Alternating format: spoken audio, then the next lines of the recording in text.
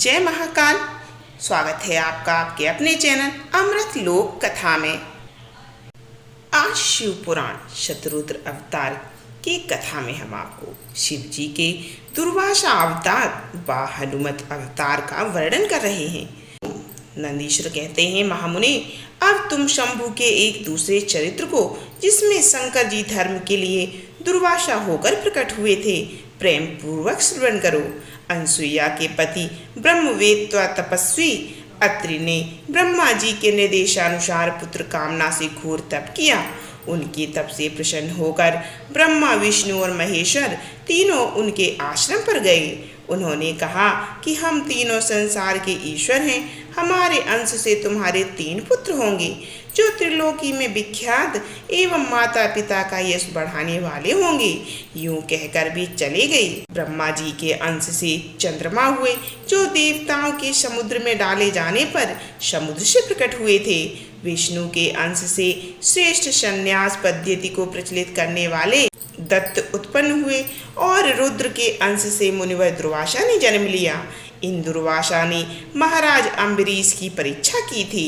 जब सुदर्शन चक्र ने इनका पीछा किया, तब शिव जी के आदेश से अम्बरीश के द्वारा प्रार्थना करने पर चक्र शांत हुआ।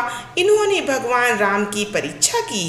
काल ने मुनि वेश धारण करके श्री राम के साथ यह शर्त की थी कि मेरे साथ बात करते समय श्री राम के पास कोई ना आए, जो आएगा उसका निर्वासन कर दिया जाएगा। दुर्वासा जी ने हट करके लक्ष्मण को भेजा। तब श्री राम ने तुरंत लक्ष्मण को त्याग दिया। इन्होंने भगवान श्री कृष्ण की परीक्षा की और उनको श्री रुक्मिणी सहित रथ में जोता। इस प्रकार दुर्वासा मुनि ने अनेक विचित्र चरित्र किए हैं। मुनि, अब इसके बाद तुम हनुमान जी का चरित्र श्रवण करो। हनुमत रूप से शिव जी की बड़ी उत्तम लीलाएं की हैं। विप्रवर, इसी रूप से महेश्वर ने भगवान राम का परम हित किया था। वह सारा चरित्र सब प्रकार के सुखों का दाता है, उसे तुम प्रेम पूर्वक सुनो। एक समय की बात है, जब अत्यंत अद्भुत लीला करने वाले गुणशाली भगवान शंभु को विष्णु के मोहिनी रूप का दर्शन प्राप्त हुआ। तब वे कामदेव के बाणों से आहत हुए की तरह क्षुब्ध हो उठे। उस समय उन परमेश्वर ने राम कार्य की सिद्धि के लिए अपना वीरपात किया।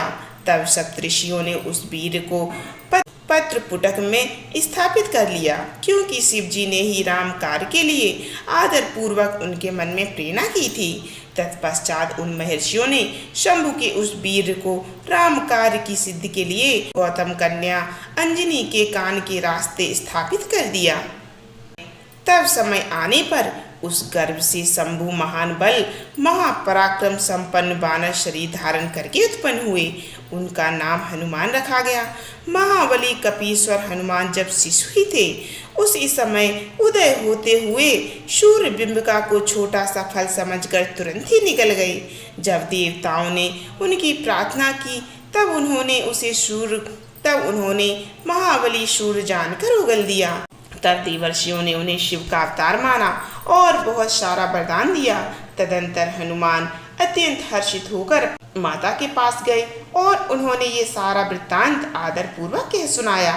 माता की आज्ञा से धीर वीर कपि हनुमान ने नित्य सूर्य के निकट जाकर उनसे अनायास ही सारी विद्याएं सीख ली।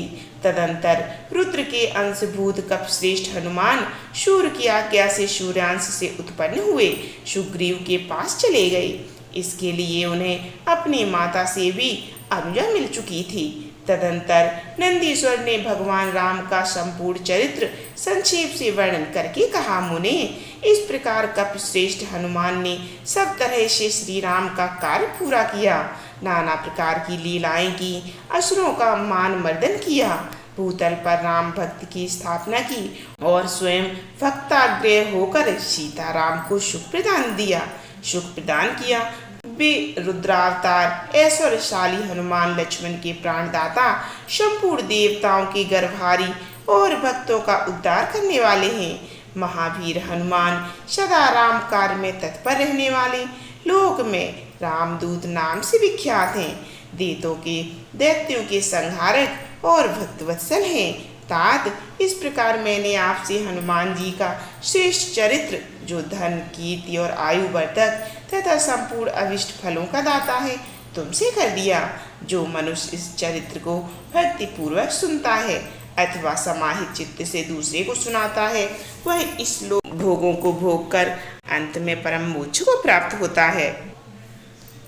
शिव महापुराण कथा की अगली वीडियो जरूर सुनिए। उसमें हम आपको शिव जी के पिप्पलाद अवतार के प्रसंग में देवताओं की दधीच मुनि से अस्थि याचना, दधीच का शरीर त्याग, वज्र निर्माण तथा उसके द्वारा वृतासुर का वध, शुरवाचा का देवताओं को श्राप और पिप्पलाद का जन्म और उनका विस्तृत वृत्तांत हम आपको सुनाएंगे। तो जरूर सुनिए और वीडियो को लाइक एंड कमेंट जरूर कीजिए।